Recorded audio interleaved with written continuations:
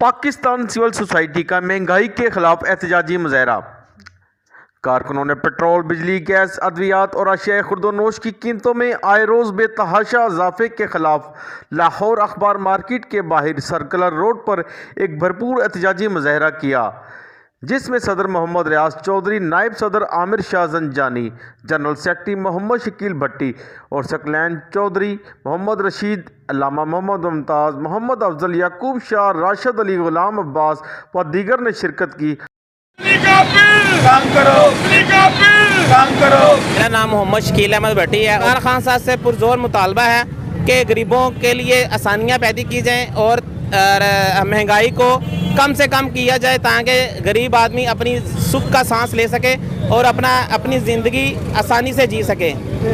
میرا نام سید عامر شاہ زنجانی ہے، میں پاکستان سول سوسائٹی کا نائب صدر ہوں۔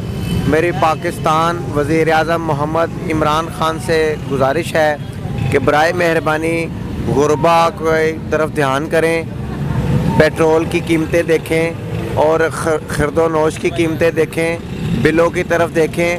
آج کے اس دور میں غریب آدمی کا جو دسترخوان یا اس کا گھر کا جو بجٹ ہے وہ کتنا ڈسٹرب ہو چکا ہے۔ برائے مہربانی ہم جو ہے وہ آج اسی وجہ سے حکومت کے سامنے اپنا احتجاج ریکارڈ کروا رہے ہیں تاکہ جو غریب لوگ ہیں جو صبح گھر سے نکلتے ہیں شام کو انہوں نے وہی گھر لے کے ثقلین ہیں۔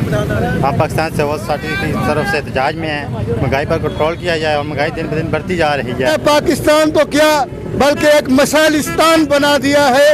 آج عوام بیروزگاری سے، غربت سے، مہنگائی سے عاجز آ چکے ہیں، عوام کا جینا محال کر دیا ہے۔